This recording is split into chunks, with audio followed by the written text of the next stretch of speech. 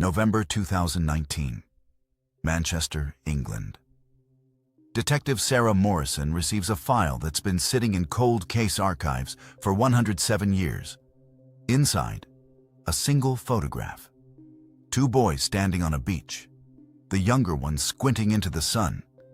The older one staring directly at the camera with eyes that look wrong. On the back, written in faded ink, Robert Thompson, Blackpool, July 1892. 8 days after. 8 days after what? Sarah runs the name through the database. Nothing. She tries genealogy records, census data, death certificates. Robert Thompson doesn't exist. But then she finds something else. Between 1912 and 1958, there were 17 unsolved murders across England. Different cities, different methods. But every single victim was a middle-aged woman. And in every single case, neighbors reported seeing a man with empty eyes watching the house in the days before. One witness description from 1934 reads, "He had the face of a grown man, but the stare of a dead child." Sarah opens the file again, looks at the photograph, at those eyes, and she realizes Robert Thompson didn't die. He just learned to hide better. These aren't just stories. They stay with you. If you crave tales that crawl under your skin, let us know in the comments where you're watching from. We'd love to hear from you. And don't forget to hit that subscribe button so you never miss any of our upcoming videos. The darkness is only getting deeper. Let's go back to where this started. July 20th, 1892. Stockport, England. Constable James Farrow stands outside a narrow brick house on Shaw Heath. The smell hits him before he even opens the door. Sweet, thick, wrong. A neighbor, Mrs. Hendricks, stands behind him, handkerchief pressed to her face. "I'm telling you, something's not right. I haven't seen Barbara in 2 weeks. And those boys? What about the boys? They're too quiet, too normal." Farrow knocks, waits. The door opens. A 13-year-old boy stands there. Clean shirt, combed hair, face completely blank. "Can I help you, officer?" "I need to speak with your mother. She's sleeping. I'll need to wake her." The boy doesn't move, just stares. And Farrow later told reporters he felt something in that moment. A cold recognition that he was not speaking to a child. He was speaking to something wearing a child's face. Farrow pushes past him. He searches the ground floor, kitchen, parlor. The smell gets worse as he approaches a door at the back of the house. The cellar. He opens it. Darkness. Stairs descending into black. He lights a match. Barbara Thompson is sitting upright in the corner. Farrow's first thought, she's alive. His second thought, no, she's not. Someone has posed her, dressed her in her Sunday clothes, placed her hands in her lap like she's waiting for church, but her face... The match goes out. Farrow's hands are shaking too hard to light another. Behind him, at the top of the stairs, the boy is watching. "I told you she was sleeping," Robert says. Here's what we need to understand. The murder was brief, violent, over in minutes. But that's not the horror. The horror is the 3 weeks after. July 6th, 1892. Early evening. Barbara Thompson is working in the scullery. Robert appears in the doorway holding the coal hammer. She doesn't even see him coming. Nathaniel hears the first blow from upstairs. A wet, heavy sound. Then silence. He comes down. His mother is on the floor, blood spreading across the stones. Robert is washing the hammer in the sink. "Help me move her," Robert says. Not a request, a command. But here's what Nathaniel told police that was left out of the official reports. After they moved the body to the cellar, Robert went back down alone. He was down there for an hour. When he came back up, His hands were clean. His face was calm. Nathaniel asked, "What were you doing?" Robert looked at him with those empty eyes and said, "Saying goodbye." But a neighbor, Mrs. Alice Crowley, told a different story before the trial, then mysteriously refused to testify. She claimed that the night of July 6th, she heard a child's voice coming from the Thompson house, not screaming, singing, a lullaby. For 3 weeks, Robert Thompson gave the performance of his life. Every morning, wake Nathaniel at 6:30 a.m., make porridge, pack lunches, walk to school. Every evening, come home, make dinner, do homework, go to bed. He played the role of a normal boy so perfectly that no one suspected a thing. But there were cracks. July 9th, 3 days after the murder. Robert's teacher, Miss Helen Carr, noticed something strange. During arithmetic lesson, she asked Robert to solve a problem on the board. He stood there, chalk in hand, staring at the numbers. "Robert, are you all right?" He turned to face her. She later described his expression as not quite present, as if he were looking through me at something far away. "I'm fine, Miss Carr. I was just thinking about my mother." "Oh, is she well?"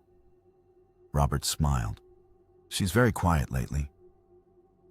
But the strangest incident came from the butcher, Mr. Edmund Price. July 12th. Robert came into the shop alone. "I need a cut of beef," he said, "for my mother." Price wrapped the meat, made small talk. "How is your mother? Haven't seen her in church lately."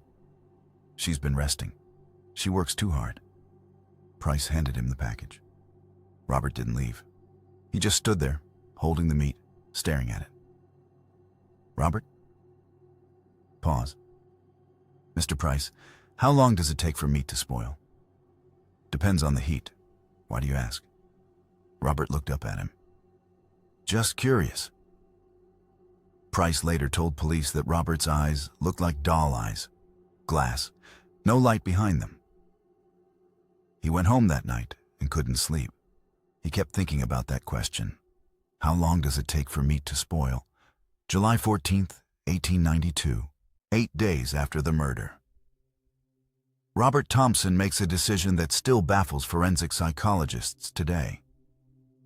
He takes his brother on holiday. He'd found money in his mother's dresser, enough for 2 train tickets to Blackpool, a seaside resort town 40 miles away. They packed a small bag, locked the house, left their mother's decomposing body in the cellar, and went to the beach. The landlady at the boarding house later testified that the boys seemed perfectly ordinary, polite, quiet. The older boy asked if I could recommend any good places for children. They stayed 2 nights, walked along the pier, bought rock candy, watched a Punch and Judy show. And here's the detail that still haunts me. On their second day in Blackpool, a photographer was taking portraits on the beach. Robert asked if they could have their picture taken. The photographer later recalled, "The younger boy smiled. The older boy just stared at the camera. I asked him to smile. He said, 'I don't know how.'" That photograph still exists. Look at Robert's face. Really look at it. There's something in his eyes, something that shouldn't be in a child. One modern forensic psychologist, Dr. Rebecca Chen, analyzed the photo in 2015. Her conclusion: Robert Thompson exhibits what we call flat affect, a complete absence of emotional expression. But there's something else. The positioning, the posture.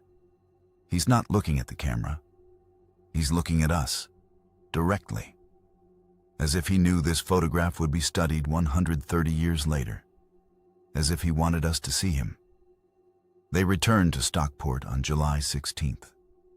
The smell had gotten worse. Robert opened all the windows, made dinner, went to bed. When police separated the boys, Nathaniel broke immediately. He told them everything: the murder, The cellar, the 3 weeks, the holiday. But he also told them something else. Something that wasn't in the official reports. Robert talked to her. The detective stopped, writing. What do you mean? After we moved her to the cellar, at night, I'd hear him go down there and I'd hear him talking. What was he saying? Nathaniel started crying. I don't know. But sometimes she'd answer. The detective assumed the boy was traumatized, imagining things. But then they examined the cellar, and they found scratch marks on the inside of the door, fresh. The medical examiner confirmed. Barbara Thompson had been dead for at least 2 weeks. The scratch marks were less than a week old. No rats in the cellar, no animals at all. The official explanation, the wood was old. The marks were probably there for years. But Constable Farrow wrote in his private journal, I went back to that cellar 3 times. Each time I felt like I was being watched. And each time, I swear to God, I heard breathing that wasn't my own. He requested a transfer 2 weeks later. Never spoke about the case again.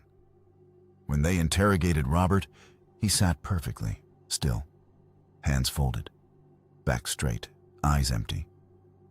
Dr. Edmund Harrow, the court-appointed psychiatrist, conducted 5 sessions with him. Here are the parts that were never made public. Session 1. Robert, do you understand that your mother is dead? Yes. Do you understand that you killed her? Yes. How do you feel about that? I feel lighter. Session 3. Robert, I want you to tell me about the night of July 6th, in your own words. She was talking. She never stopped talking. Session 5. The final session. Dr. Harrow tried a different approach. Robert, close your eyes. I want you to imagine your mother is here right now. What would you say to her? Robert closed his eyes. 30 seconds passed. Dr. Harrow was about to speak when Robert said, I'd tell her I'm sorry. Harrow leaned forward. You feel remorse? Robert opened his eyes. No. I'd tell her I'm sorry it took me so long. September 12th, 1892. The courtroom was packed. The trial lasted 3 days. But there's one moment everyone remembered. The prosecutor asked Robert to describe what he felt when he struck his mother with the hammer. Robert stood up, looked at the jury. Nothing, he said. I felt nothing. Not anger, not fear, no. What about after, when you moved her body? I felt proud. The courtroom erupted. The judge demanded silence. But here's what witnesses say happened next. Nathaniel was on the stand, crying, describing the 3 weeks of living with their mother's body.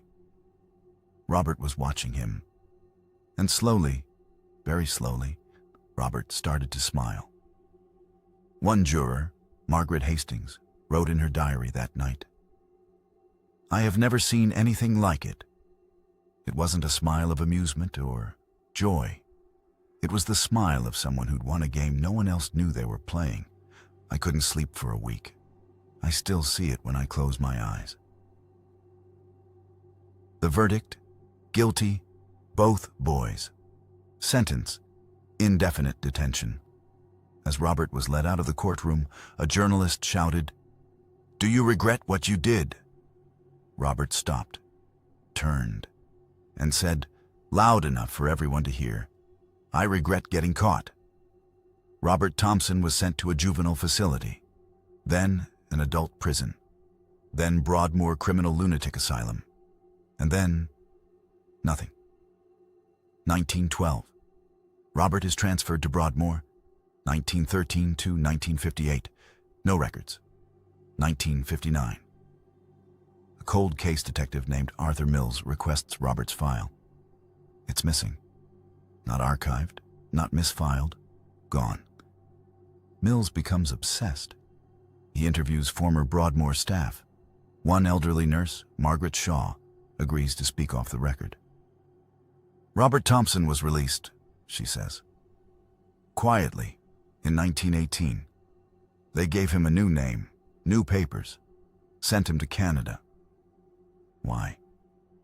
Because they were afraid of him. He was too smart, too calm, and he was starting to influence the other patients. What do you mean, influence?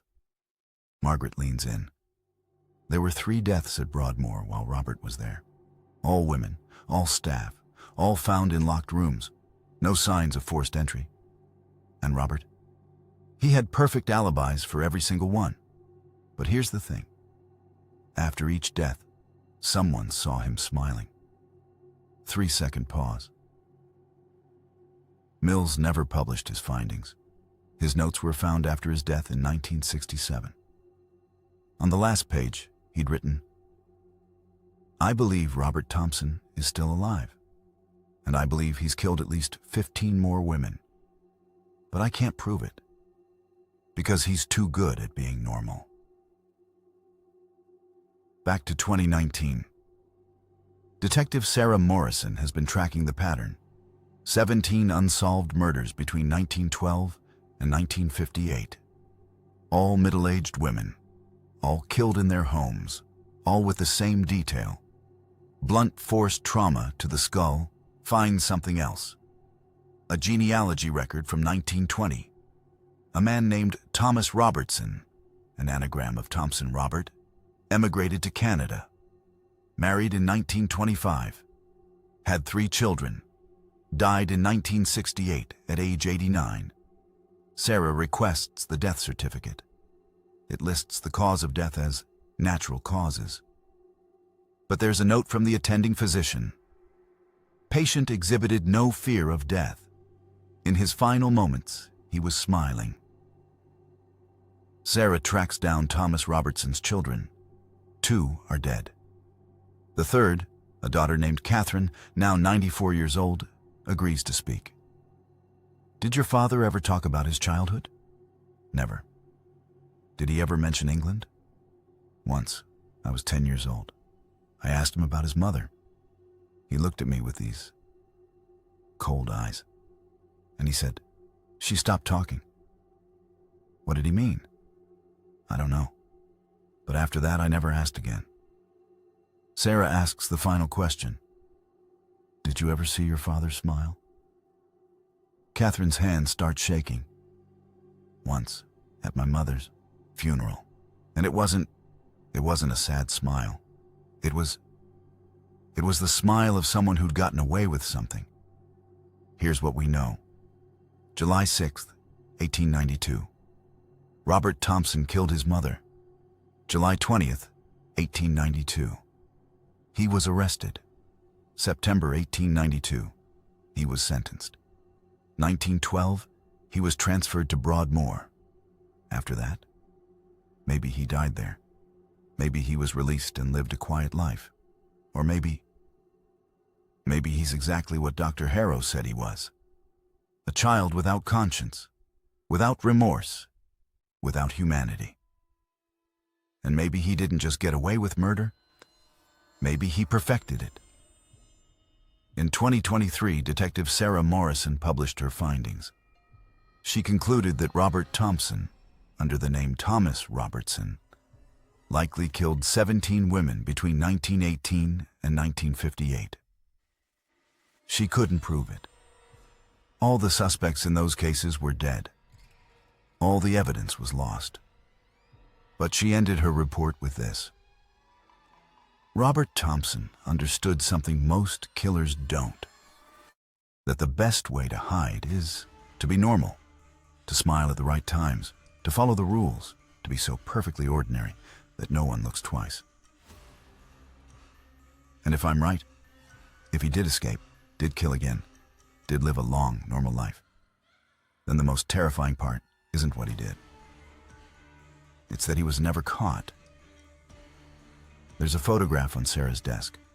2 boys on a beach, 1892. The younger boy is squinting into the sun.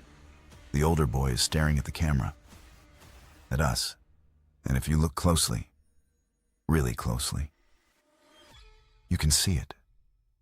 That smile, the one he wore in the courtroom, the one witnesses say they still see in their dreams, the smile of someone who won. Robert Thompson was 13 years old when he killed his mother. He lived with her corpse for 3 weeks. He smiled at his trial. And then he disappeared. The house on Shaw Heath still stands. 7 families have lived there since 1892. None have stayed longer than 2 years. They all report the same thing. A feeling of being watched. A smell that won't go away. And sometimes, late at night, the sound of a child singing a lullaby in the cellar. Between 1892 and 1968, there were 23 unsolved murders of middle-aged women across England and Canada. All showed signs of blunt force trauma. All occurred in locked homes. No suspects were ever identified. If you have information about Thomas Robertson or the whereabouts of Robert Thompson's final resting place, please share your research below. The scariest part? This really happened. Subscribe for more stories your mind won't forget.